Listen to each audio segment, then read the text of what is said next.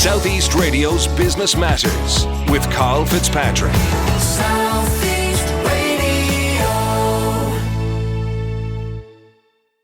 Well, with Valentine's Day taking centre stage tomorrow, there's no better time than now to discuss the business of love on the programme. Well, Frances Kelleher is a dating coach, and she joins me now to discuss how the dating landscape has changed over the past year and to provide singletons with her advice on how to find love in lockdown. Frances, is it true to say that there's never been a worse time to be single? It is and it isn't, Carl, I suppose, is the real answer to that. I mean, it isn't good for real life dates. Definitely not. But having said that, people are so much more genuine now in finding a real connection, you know, in going online to find that one person. So from that aspect, it's brilliant. Now, of course, with Valentine's Day being celebrated tomorrow, celebrated in some sense of the word anyway, there's no better time to discuss the business of love. So how did Frances Kelleher become a dating coach? Well, you know, Carl, I was always interested in self-help books and, you know, the psychology of the mind, and I was always kind of reading those kind of books. And I became a life coach. There's a loneliness epidemic in the world, and that just fascinates me because of all the technology, with all the social media we have, all the connecting at our fingertips, and people ultimately never have been as lonely. So I just think that's such a sad aspect, you know. When a new client contacts you, hoping to find the love of their life, what process do you take them through? So I have a complete, you know, all-encompassing approach, to be honest, because, you know, people have different problems. So, like, I look at everything, their whole life, you know, their whole friend, family situation, social situation, online, offline. If they're online, their profile, I go through everything because you have to give it your all and you have to give it your best shot. So I take them through the scenario of, you know, seeing, do they have blocks? Are they putting blocks on themselves? Some people have a desperate fear of rejection. They have everything else going for them. They know what to do. They know how to build attraction. They know how to talk to a woman or a man. You know, they know how to talk to the opposite sex, but they just have that fear of rejection, and that's what's holding them back. Other people have confidence issues.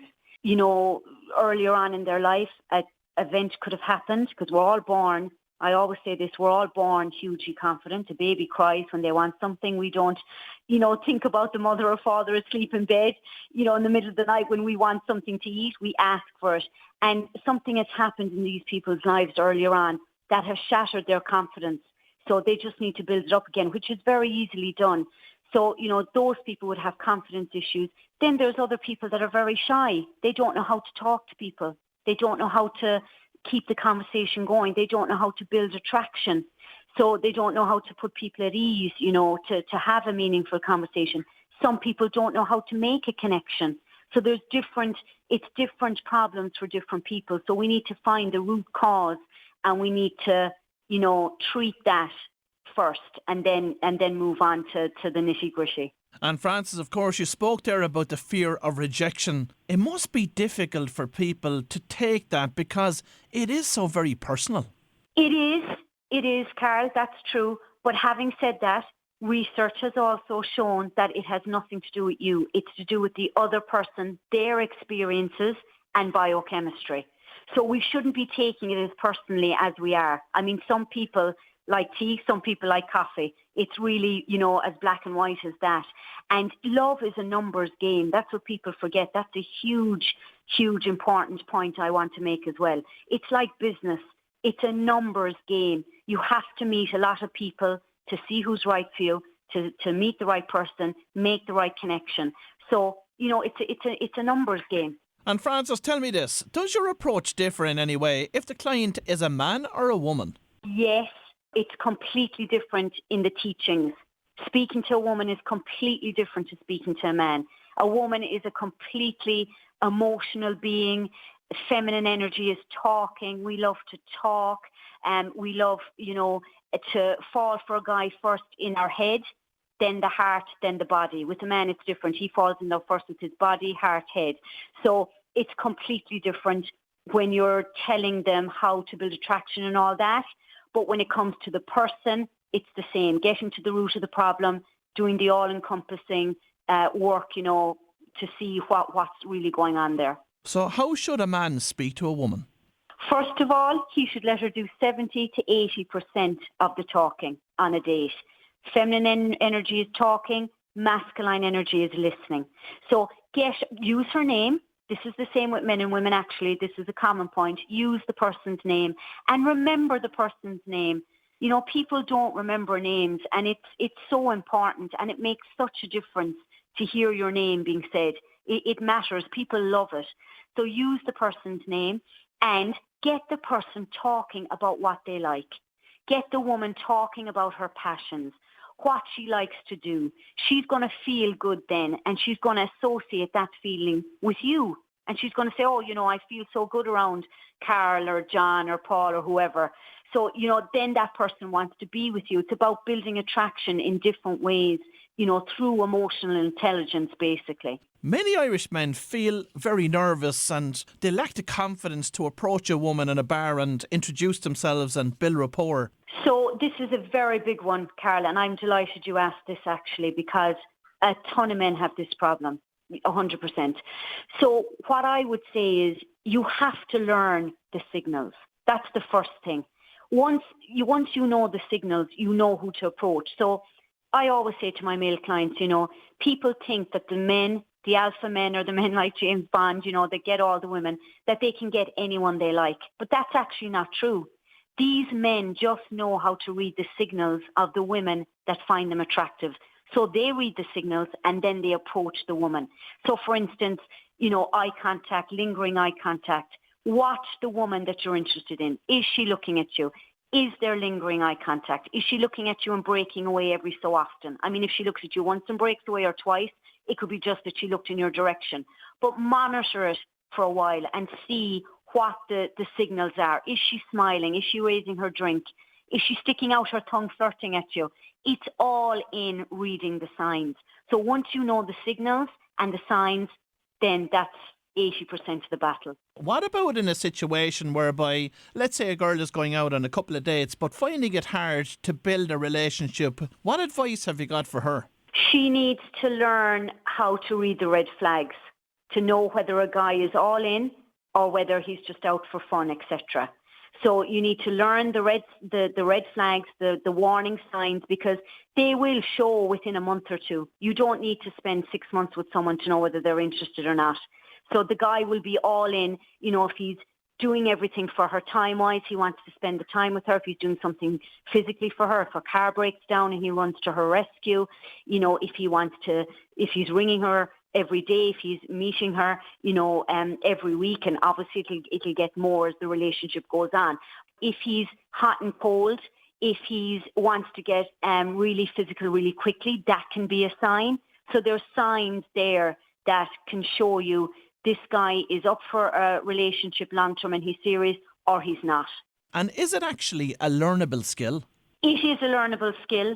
I had a male client last year, and I told him, one of the secrets is to go in outcome independent. When you're talking to a girl, when you're going up to a girl, you're approaching a girl, don't put the pressure on the woman for the number of the date. Go in outcome independent. And he said that bit of knowledge, that nugget alone, he said, changed his life, because he was always going in doing the opposite. And he never could get any dates. We worked together for a couple of months. Within the first 3 weeks, 2 to 3 weeks, he was going out on dates and second dates. He was getting the second dates as well. So sometimes it's just that little bit of tweaking, that little bit of knowledge that you need to know to push you forward and to go, oh, I get it now. I see what I was doing wrong. Now, of course, we can't have a conversation about dating without discussing Tinder and Bumble. What are your thoughts on those? Well, like I say, Carl, people have come to me that were never online before and they've gotten online now because it's the only way. So I've had both reports back to me. Some people say, I'm sick of it. I've been on for the lockdown now and I've had enough. And other people say, no, I can't move forward without being online, which I would agree with. Like, I suggest everybody be online because it's all we have at the moment. And if it was 30, 40 years ago, we'd have nothing. We wouldn't have it at all. Frances, what's involved in building the perfect profile on these apps? Okay, so there's a lot of research has gone into this, but ultimately, the pictures are 90%. The picture is 90% of the whole profile.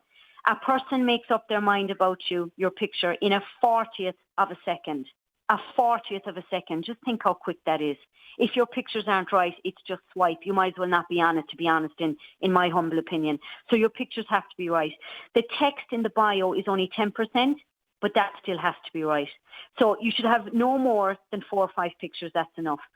Have at least one full-length picture. People with full-length pictures get 200% more messages. And that's because it shows honesty.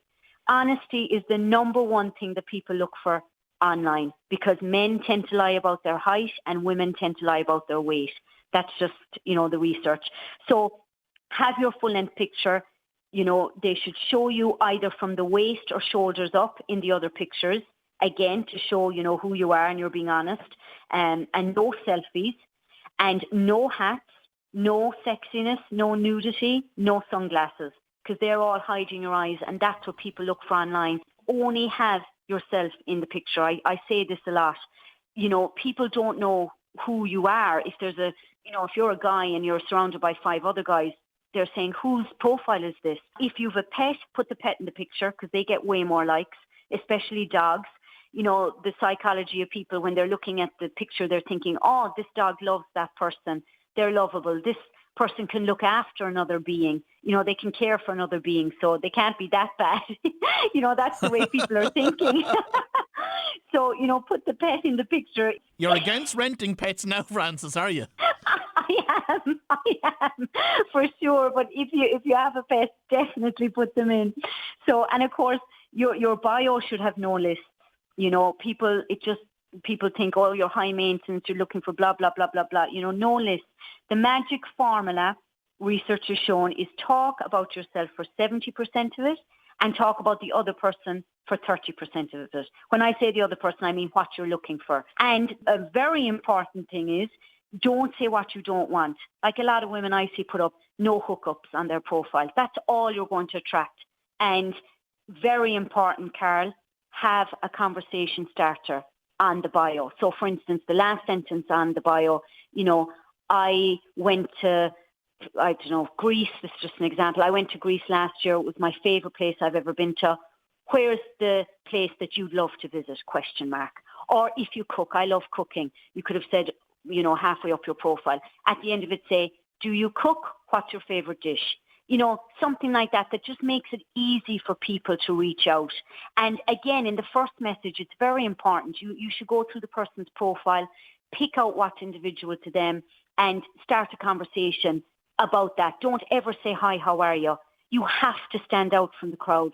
And Frances, finally, as we look ahead to when the restrictions are lifted and real-life dates can actually happen again, what advice have you got for a man or a woman that's out and they've met a date and there's just no chemistry between the two of them?